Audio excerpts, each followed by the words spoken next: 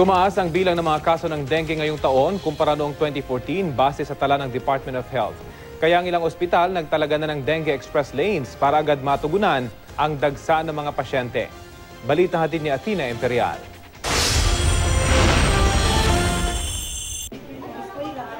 Halos pagsakluban ng langit at lupa ang inang si Eileen Petalyar matapos magkasunod na namatay ang dalawa niyang anak dahil sa sakit na dengue.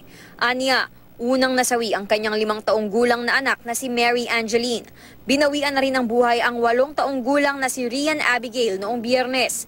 Pabalik-balik daw ang lagnat ng magkapatid. Nalaman na positibo sa dengue ang dalawa nang dalhin sa doktor. Kinailangan silang ilipat sa ibang ospital dahil malala na ang kanilang kondisyon. Mula Enero hanggang Setyembre, 7 bata na ang namatay dahil sa dengue sa Cebu City. Kaya naman ang City Health Office nagdeklara na rin ng all-out war laban sa dengue.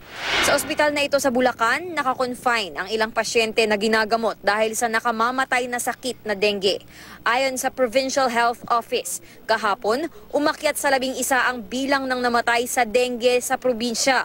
Ilan sa mga ito ay sa ospital na binawian ng buhay habang ginagamot. Sa huling tala mula Enero, mahigit 4,000 at 400 na ang bilang ng nagka-dengue sa Bulacan.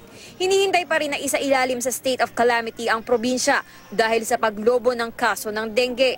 Ayon sa Private Hospitals Association of the Philippines Incorporated, naglagay na ng dengue express lanes ang ilang ospital. Layo nitong maasikaso agad ang mga pasyente na hinihinalang tinamaan ng dengue.